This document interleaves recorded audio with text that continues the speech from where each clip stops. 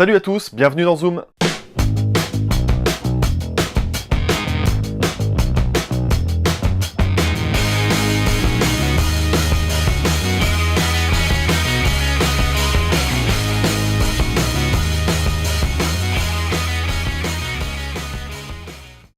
Aujourd'hui, nous allons parler du film Don't Breathe, auquel j'attribue la note de 17 sur 20.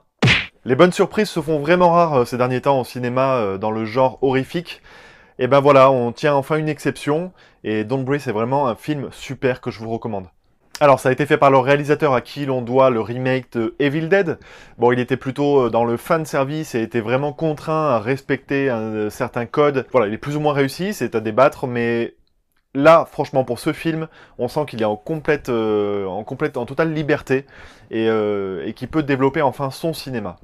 Alors, c'est l'histoire de 3 personnes qui veulent fuir leur quotidien de merde et qui, pour ça, font des petits cambriolages. Un jour, ils décident de faire un cambriolage bien plus conséquent dans une maison habitée par un aveugle. Voilà pour l'histoire. Le premier grand tour de force de ce film est de nous placer en tant que spectateurs. C'est-à-dire que pour qu'un film d'horreur ou d'angoisse fonctionne, en général, ce qui marche, c'est de nous faire découvrir les choses en même temps que les protagonistes. C'est-à-dire qu'on se positionne à côté des personnages, on est avec eux et on vit ce qu'ils vivent. C'est-à-dire qu'on est surpris en même temps qu'ils sont surpris. Et ici, c'est un procédé différent qui nous place vraiment en tant que spectateurs, c'est-à-dire qu'on sait ce qui les attend et on voit certains indices avant même que les voit. Alors le film commence par une scène d'ouverture. C'est un procédé qui est assez courant dans les films d'horreur. Le film nous montre ce qui va se passer à la fin, en gros, dans une scène d'ouverture qui dure une trentaine de secondes. Donc on sait déjà qui va souffrir ou pas. Ensuite, c'est grâce à sa caméra que le réalisateur nous situe vraiment en tant que spectateur, à savoir que quand les protagonistes évoluent dans cette maison, la caméra nous montre des choses que les acteurs ne voient pas. Et ça, c'est vraiment très intelligent. En fait, je vais vous citer un exemple. Je vais essayer de pas trop spoiler le film. Je vais vous prendre juste un exemple. L'acteur entre dans une chambre, la caméra vole dans les airs et se glisse sous le lit, et nous montre qu'il y a un flingue sous le lit. Et voilà, c'est rien que ça, nous, on comprend tout de suite, on se met en position de peur vis-à-vis du protagoniste, puisqu'on se dit, voilà, le personnage qui habite cette maison est armé, à tout moment il peut se servir de cette arme, et l'acteur n'en a pas connaissance. Là où le film a une vraie richesse, c'est dans l'exploitation de des personnages qu'il traite. Vraiment, le film prend le temps et ça fait du bien. C'est vraiment soigné, les personnages ne sont pas du tout caricaturaux. Alors, ce qu'ils représentent, c'est du déjà vu, ça peut faire un peu cliché. C'est la femme qui veut à tout prix prendre soin de sa fille, qui est maltraitée par sa mère, etc. Enfin, qui a des gros soucis dans sa vie, qui veut fuir son quotidien. Donc on s'attache forcément à elle qu'elle a un enfant et que c'est pour elle qu'elle fait ces choses-là. Donc c'est des personnages qui sont déjà vus au cinéma, mais leur traitement est vraiment super réussi. On a le gars au physique un petit peu plus frêle qui va se montrer héroïque. On a le personnage un petit peu plus bête, mais qui encore une fois dans la bêtise est amené de façon vraiment intelligente et vraiment plutôt subtile. Et donc ça permet de s'attacher clairement à ces personnages. On s'attend à ce qu'ils souffrent, et on n'a pas envie qu'ils souffrent. Mais voilà, le film fait tout pour qu'on se dise « Oh là là, mais qu'est-ce qu'ils vont en chier ?» On comprend très rapidement, en évoluant avec eux, en arrivant dans la maison, etc.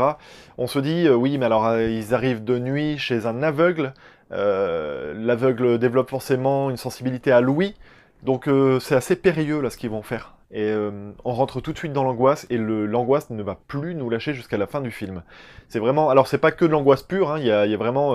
c'est une tension qui s'installe tout au long du film, mais qui ne désemplit pas, c'est un vrai tour de force. Le film joue vraiment sur les sons.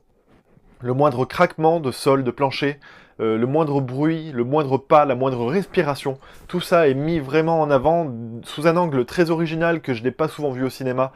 Et il s'applique vraiment à le faire, c'est super efficace. Le réalisateur s'amuse aussi à un moment à nous rendre, nous, spectateurs aveugles, puisqu'il plonge tous les protagonistes dans le noir, et on comprend à quel point c'est difficile de se repérer, etc. Enfin non, vraiment, il y a des jeux de mise en scène qui sont très travaillés. On sent que le réalisateur a pris son pied, et franchement, il nous le fait prendre à nous aussi, quoi. Ce qui est fort, c'est avoir transformé un personnage qui peut paraître affaibli, puisque c'est un homme qui a perdu la vue, en un espèce de monstre. Au final, voilà, c'est un personnage en fait qui a fait la guerre du Vietnam, c'est un vétéran, et le fait qu'il soit aveugle en fait fait de lui vraiment, déjà physiquement, il est effrayant, vraiment. Et Et puis dans son attitude, on sait qu'il a plus rien à perdre, on sait qu'il est... Voilà, je vous explique pas tout, mais en gros, il fait vraiment flipper. Et oui, forcément, l'aveugle est accompagné d'un chien, mais c'est pas un chien, c'est un dinosaure ce truc, quoi. C'est incroyable, il nous fait flipper. C'est vraiment un film très intelligent, qui joue avec tous nos sens, et il y a parfois des moments de silence total, mais le silence est déchirant. Alors voilà, il y a juste 2 petites erreurs d'écriture à la fin, des petites facilités, qui permettent voilà, d'amener une fin un peu sympa, mais c'était pas obligatoire. 2 petites erreurs d'écriture, on va dire. C'est compliqué dans les films d'horreur, hein. On s'attache souvent à ces petites erreurs de scénario, d'écriture, ou la moindre erreur, comme par exemple il y a pu en avoir dans le projet Blair Witch, enfin dans le Blair Witch de 2016 justement, gâche un petit peu et fait sortir du film. Là, il y en a vraiment très peu, c'est ça qui est super bien fait, c'est que tout tourne autour justement de la réaction des personnages, et malgré ça, il n'y a pas d'incohérence, quoi. Sur ce, avant de vous laisser, je vous propose de vous offrir une petite place de cinéma. Pour ça, il suffit de bien lire ce qui va s'afficher ici. C'est une phrase culte issue d'un film.